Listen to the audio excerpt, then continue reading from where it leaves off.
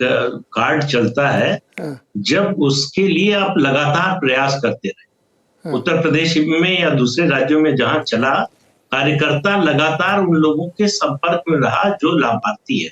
कर्नाटक में ऐसा नहीं हुआ।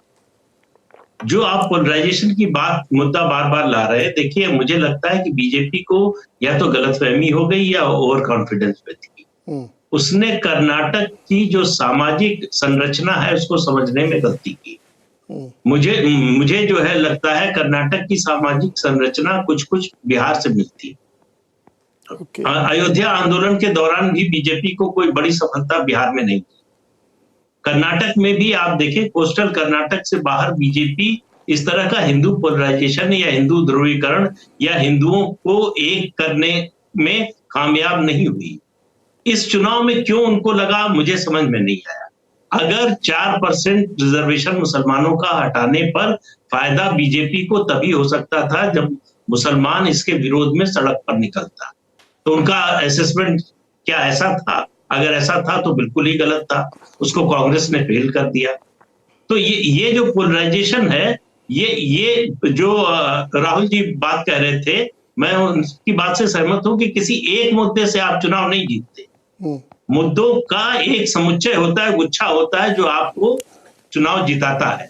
किसी मुद्दे का उसमें कंट्रीब्यूशन कम होता है, किसी का ज्यादा होता है।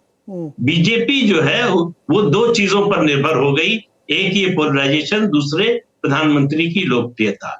और चुनाव दर चुनाव अलग अलग राज्यों में ये संदेश मतदाता दे रहा है कि हम नरेंद्र मोदी को लोकसभा के लिए पसंद करते हैं, राष्ट्रीय राजनीति के लिए पसंद करते हैं, लेकिन राज्य की राजनीति के बारे में हम फैसला उनके कहे के आधार पर ही करें, ऐसा जरूरी नहीं है। आप देख लीजिए राजस्थान का उदाहरण या झारखंड का या छत्तीसगढ़ का या फिर मध्य प्रदेश का, एक के बाद इस तरह से देखते जाइए तो और वोट परसेंटेज में भी आपको अंतर दिखेगा कि लोकसभा में उसी राज्य में जितना वोट मिला उसमें 5 से 15% तक का अंतर आता है बीजेपी के वोट शेयर में। तो ये एक क्लियर जो है मैंडेट, एक क्लियर इंडिकेशन मतदाता की ओर से है कि प्रधानमंत्री का राज्य के चुनाव में दुरुपयोग करना बंद कीजिए। उसकी अपील उतनी ज्यादा नहीं होती उनकी जितनी होती है लोकसभा चुनाव में। तो बीजेपी ने एक नहीं, जैसे चुनाव जीतने के लिए कई मुद्दे चाहिए, हारने के लिए भी कई मुद्दे चाहिए होते हैं। बीजेपी ने एक नहीं बहुत सारी गलतियां और एक के बाद एक।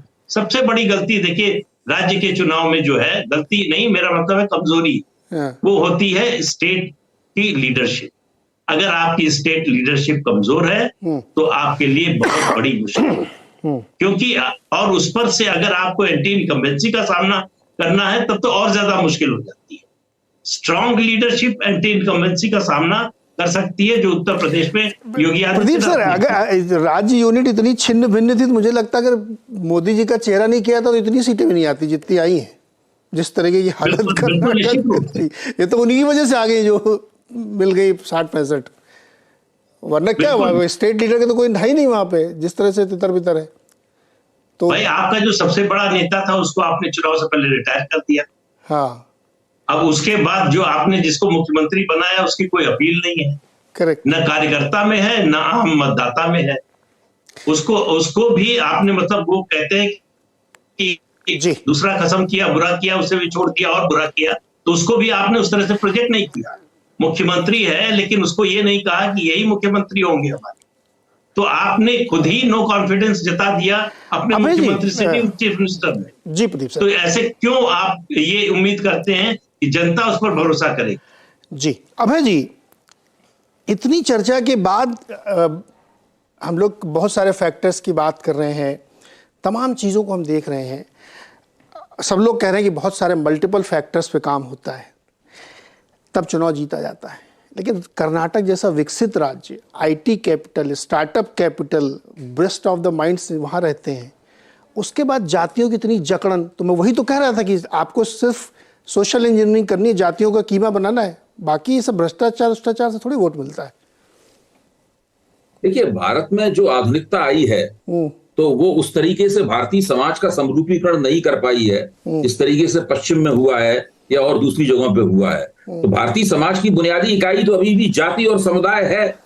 सभी जगह है। मतलब पढ़ाई लिखाई और अच्छी नौकरी करने से कोई फायदा नहीं है जी? नहीं नहीं नहीं नहीं, देखिए भारतीय समाज का अपना एक सदियों पुराना, हजारों साल पुराना एक किरदार है, उसको हम लोगों को यूरोपीय आईने में नहीं देखना चाहिए। अगर यूरोपीय आईने में देखेंगे तो हमें हमेशा लगेगा कि हमारी आधुनिकता भी अधकचरी है, हमारा विकास भी अधकचरा है, हमारे आईटी उद्योग में आगे बढ़ने से क्या फायदा हुआ, हमारे औद्योगिकरण से क्या फायदा हुआ। जाति अपनी जगह बनी रहेगी, लेकिन साथ में ये चीजें भी बढ़ती रहेंगी। कौन मना करता है आईटी में विकास हो? कोई किसी भी जाति का नेता इस बात के लिए मना नहीं करेगा। लेकिन सवाल सत्ता के बंटवारे का है। सब लोग सत्ता में हिस्सा चाहते हैं, और जो पार्टी सब समुदायों को आश्वासन देती है कि हम आपको पॉलिटिक्स में लेवल प्लेइंग फील्ड देंगे, उसको समुदाय का समर्थन मिलता है। भारतीय जनता पार्टी पिछले 8-9 साल में उसने इस दिशा में अभूतपूर्व कामयाबी हासिल की है। उसने तरह तरह के समुदायों को ये आश्वासन दिया है, और वो समुदाय भारतीय जनता पार्टी के साथ जुड़े हैं। जहां पर वो इस तरह के आश्वासनों को देने में गड़बड़ी करती है, वहां पे वो समुदाय उससे नाराज होते हैं। तो दूसरी बात, भाजपा ने पिछले 9 साल में जो कामयाबी हासिल की है, उसकी एक सबसे बड़ी वजह यह है कि भाजपा की सरकारें गैर भाजपा सरकारों के मुकाबले गवर्नेंस में कुछ 21 बैठती हैं। लेकिन जहां पर उनकी सरकारें निकम्मेपन और भ्रष्टाचार की शिकार हैं, वहां पर उनको वो कामयाबी नहीं मिल सकती। जैसे हिमाचल प्रदेश में हुआ, दिल्ली महानगर पालिका के चुनाव में हुआ, कर्नाटक में हुआ। भ्रष्टाचार और निकम्मेपन के कारण भाजपा लगातार ये तीसरा चुनाव हारी है। इस बात से मुंह नहीं चुरा सकते। जी राहुल वर्मा जी, बहुत सारी चर्चा हम लोगों ने की है, बहुत सारे फैक्ट्स रखे हैं, और किसी भी राजनीतिक दल के लिए चुनाव जीतने के लिए उसके अपनी स्ट्रेटजी, अपने फार्मूले होते हैं। मुझे ये सवाल बार बार कुरेदता है, पूछने का मन करता है, जो मैं पूछता हूँ कि आप एक प्लेटर बना के जाते हैं चुनाव जीतने के लिए, या केवल एक इशू जो आप सेल करते हैं अच्छे से? कर्नाटक में कांग्रेस ने क्या सेल किया? आप सत्ता में तो थे नहीं, आपकी इतनी क्रेडिबिलिटी थी क्या कि वो 1,000-2,000 रुपये गृहलक्ष्मी स्कीम के तहत आप देंगे, लोग मान जाएंगे? 72,000 रुपये दे रहे थे ना केंद्र में आप, लोकसभा में माना किसी ने? क्या नहीं माना।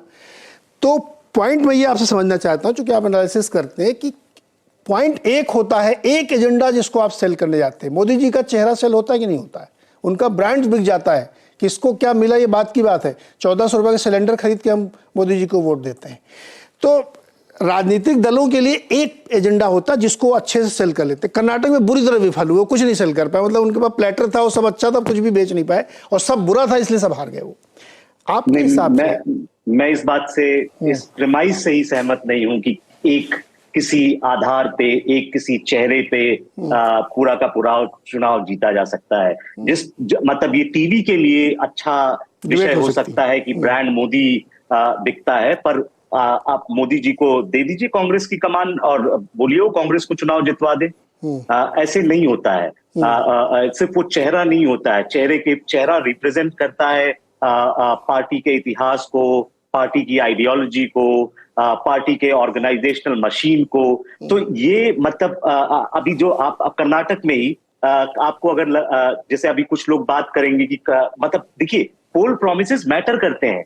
कांग्रेस ने जो वो 5 प्रोमिसेस किए, उनका कुछ ना कुछ रेजोनेंस रहा होगा, पर अगर सिर्फ प्रोमिसेस के सहारे ही चुनाव जीता जा सकता था, तो भाजपा ने भी कोई कम प्रॉमिस नहीं करा।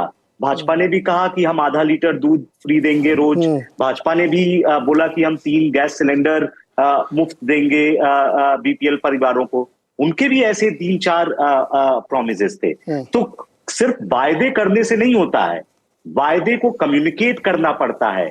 वायदे पर आपकी क्रेडिबिलिटी होनी चाहिए, वायदे पर आपकी परफॉर्मेंस होनी चाहिए। जो हम लोग अभी 40-45 मिनट से बात कर रहे थे, या अभय जी ने जो लास्ट में कहा कि जब सरकार निकम्मी हो, जब आपके स्टेट लीडरशिप पे भरोसा ना हो, तो आप कोई भी वायदा करें तो वो नहीं करेगा। मोदी जी लाभार्थी के मुद्दे पर या अनेक मुद्दों पर वोट इसलिए मोबिलाइज कर ले जाते हैं क्योंकि उनकी कुछ क्रेडिबिलिटी है। वो पॉपुलैरिटी एम्प्टी पॉपुलैरिटी नहीं होती है। तो कांग्रेस यहां पर कर्नाटक में अपनी बात इसलिए कर पाई क्योंकि उसने एक सोशल कोएलिशन बनाया। जो सामने सरकार थी उसका परफॉर्मेंस खराब था, इनकी लीडरशिप ठीक थी, इन्होंने ग्राउंड पे 1-1.5 महीने लोकल इश्यूज पे कंटिन्यूअसली मोबिलाइज करा, और साथ में ये पोल प्रोमिसेस भी किए।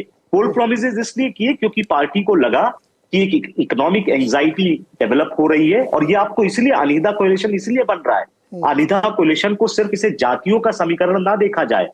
एक्सिस माई इंडिया सर्वे और लोकनीति CSDS दोनों का सर्वे ये सजेस्ट कर रहा है कि ये बॉटम हाफ क्लास के टर्म्स में भी मतलब गरीबों का एक, क्योंकि इंडिया में कास्ट और क्लास काफी ओवरलैप करते हैं, तो ये अगर आप देखेंगे कांग्रेस जो है वो मध्यम निचला मध्यम वर्ग और गरीबों के बीच में भाजपा पे बहुत बड़ी लीड है। रूरल एरियाज में ज्यादा अच्छा करा है कांग्रेस ने भाजपा के मुकाबले। तो ये जो अनिदा कोलिशन है, इसे सिर्फ कास्ट कोलिशन ना माना जाए, ये एक क्लास कोलिशन भी है। और मैं इसी में साथ में जोड़ना चाहता हूं, और शायद ये पूरी दुनिया में सोशल आइडेंटिटीज पॉलिटिक्स में हमेशा रिफ्लेक्ट होती हैं। जब हम ये आधुनिकता की बात कर रहे थे या बैंगलोर को IT और ये सब को, मैंने दुनिया का कोई ऐसा देश नहीं देखा है जहां पर पॉलिटिक्स में सोशल आइडेंटिटीज नहीं रिफ्लेक्ट होती हैं। हमारे यहाँ कास्ट है इसलिए कास्ट रिफ्लेक्ट होती है। आप अमेरिका में जाएंगे वहां पे क्रिश्चियन डिनोमिनेशंस होते हैं, वहां पे रेस के बीच में वो आइडेंटिटी रिफ्लेक्ट होती है। तो बिना आइडेंटिटी रिफ्लेक्शन के आप पॉलिटिक्स नहीं देख सकते हैं। बहुत ही इंटरेस्टिंग चर्चा। I am really thankful all of you, क्योंकि बहुत सारे इसमें सवाल एड्रेस किए गए जो जनरली शायद कहीं और डिस्कस नहीं हो रहे होंगे। मैंने बहुत कैंडिडली आपसे बहुत सारे सवाल आप लोगों से पूछे। एक जो बड़ा इशू रह गया, शायद अभी मेरे पास समय नहीं है जिसको मैं खोलता, कि इससे कांग्रेस के लिए 24 का रास्ता कैसे बनेगा। ये पूरे घंटे की डिबेट लगी, तो मैं इसको किसी और दिन रखता हूँ अभी, चूंकि एक सवाल के जवाब में हो नहीं पाएगा कि इसको कैसे नेविगेट करेगी कांग्रेस। इसी विक्ट्री को क्या नेशनल लेवल पर नेविगेट कर सकती है, अपोजिशन के साथ वो क्या रिलेशनशिप लेके चलेंगे, और जो बीच बीच में लोग आके अपना दावा करने लगते हैं उनका क्या होगा, इस पर हम लोग फिर बातचीत करेंगे। लेकिन आज की इससे डेफिनेटली बहुत सारी चीज़ें क्लियर हो रही हैं कि बीजेपी के लिए बहुत सारे लर्निंग्स हैं, और कम से कम गलतफहमी में तो नहीं रहना चाहिए। बहुत बहुत शुक्रिया हमारे साथ जुड़ने के लिए सर, बहुत बहुत शुक्रिया हमारे साथ बातचीत।